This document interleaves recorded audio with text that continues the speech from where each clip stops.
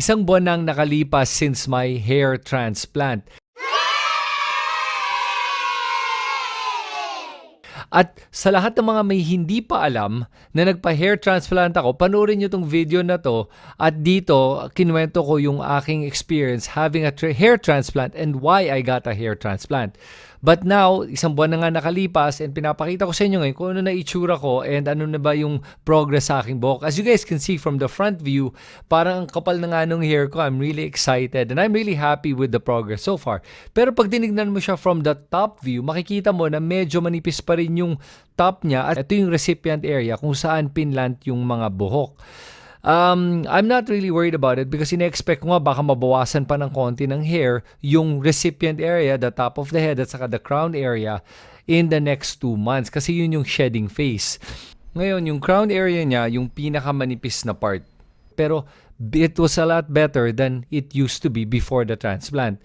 Ngayon makikita mo dito yung donor area ng hair ko, no, sa may likod. Ang maganda ngayon with the new technology is that hindi na napapansin ngayon na doon nagbunot ng buhok sa likod ng ng ulo mo.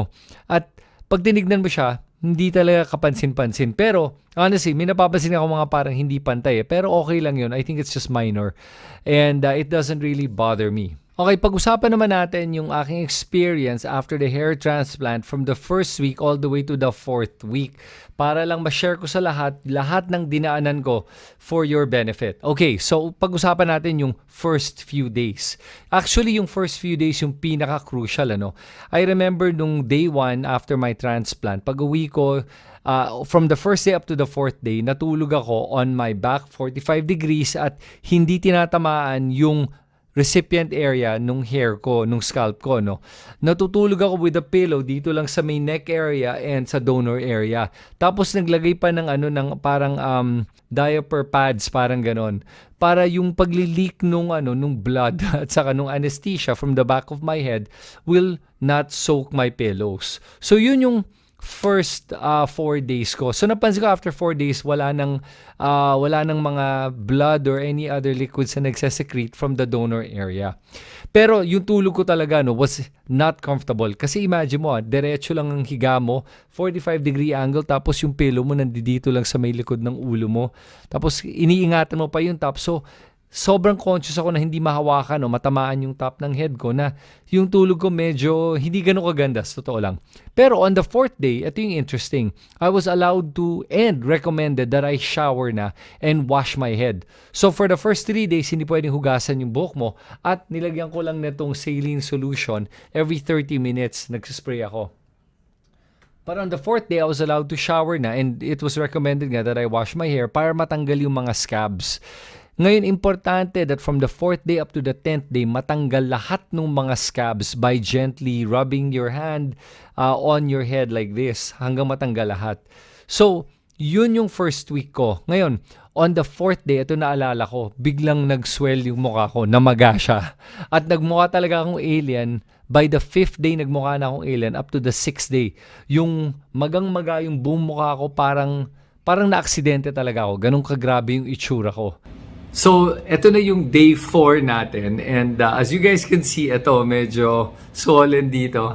Pati din sa kabila meron din ng konti. And pinaka-obvious kayo dito sa gitna ng ilong ko na medyo anlapad nakikita mo.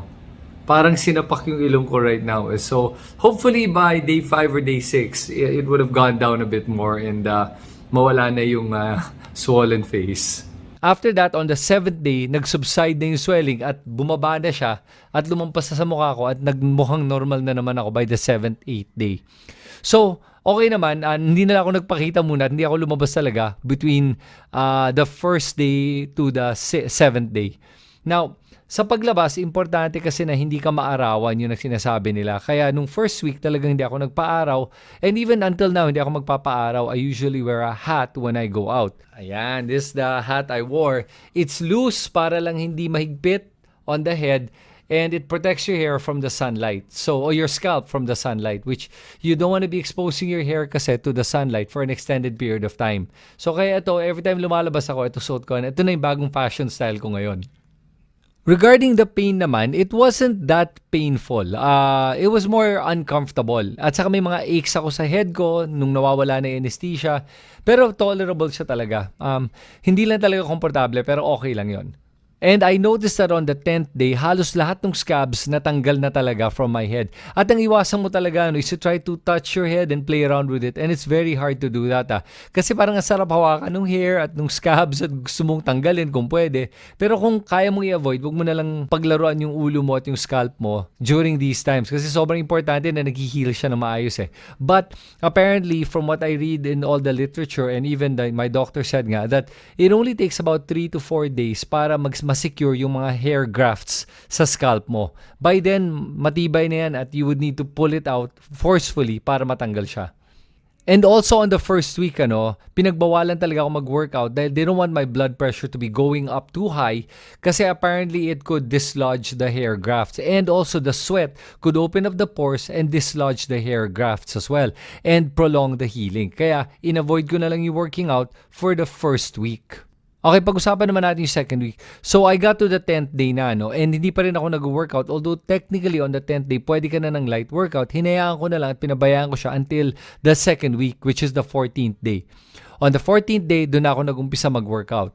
At medyo binalik ko na yung mga routines ko and I looked normal na, hindi na ako mukhang alien.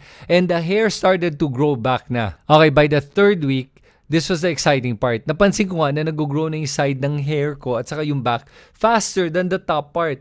Kaya nagpa-haircut na ako using clippers dahil gusto ko lang pumantay yung amount of hair on the top and on the side. Kasi it looks weird pag makapal yung buhok mo dito sa gilid tapos sa taas hindi ganun kakapal siya. So nagpa-haircut na ako on the third week. Ngayon, isa pang napansin ko ay dahil nga sa hair transplant, nagkaroon siya ng mga lesions. And these lesions led to parang pimples or para siyang pimples sa top of my head. And honestly, ang sarap siyang kut-kutin pag ganun pero iniiwasan ko nga as much as I can of touching it. Ngayon ang nirecommend ng doktor sa akin is to buy like yung mga exfoliant na facial wash, chemical exfoliants tapos i-rub lang yan sa hair every day para do sa may pimple area para lang ma-open up yung pores at mag-heal siya at matanggal yung mga pimple like lesions na to. So now, it's been 1 month since my hair transplant at bumalik ako sa Clinique de Paris para lang ma-inspect nila yung aking hair transplant progress. Hindi lang yon, pumunta din ako doon para magpagawa ng PRP treatment which is the platelet-rich plasma treatment. At ano ba tong platelet-rich plasma treatment? Ang ginagawa dito ay kukunin nila yung dugo mo, sarili mong dugo, tapos isispin nila yan sa isang centrifuge ng mabilis. Ang nangyayari dito ay nahihiwalay nila yung mga platelet-rich plasma sa red blood cells mo. That part of the blood is where all the nutrients are. Tapos i-inject nila yan throughout your entire scalp area using this specialized microneedle gun that just puts the platelet-rich plasma under the skin.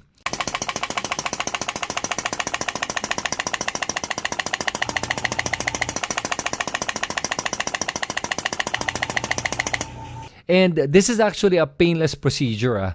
It feels like somebody's just massaging your head. That's what it feels like. And what the PRP does, or the platelet-rich plasma does, is it promotes healing and it also promotes healthy hair growth. At saka lalong mas kumakapal pa yung mga bagong hair mo using the PRP treatment. As a matter of fact, for people that are experiencing hair loss na ayaw magpa-hair transplant, pwede kayo mag-PRP treatment kasi it also promotes hair growth regardless of whether you had a hair transplant or not. The whole PRP treatment procedure only lasted about mga 30 minutes to an hour at the most. So ngayon na nakaraan ng 1 buwan after my hair transplant, excited na ako for the coming months to see ano ba yung resulta ng aking hair transplant. At saka ine-expect ko talaga in the coming months magkakaroon ng konting shedding of the transplanted hair to give way to the birth and the growth of my new hair. And also, babalik ako ulit for another PRP treatment. At kung may mga comments kayo or questions regarding my hair transplant, feel free to type it in the comment section below. And for those na nagko-consider na ngayon magpa-hair transplant, please contact Clinique de Paris. I'll leave you their contact details in the description on this video. And that's it for this video. Pag nag-enjoy kayo sa video na to, please subscribe to my YouTube channel. It would mean a lot for me. And also make sure to click on the notification bell para ma-notify ka of my latest videos and my hair transplant updates. This is Chris Tan. Magkita tayo muli sa aking susunod na video.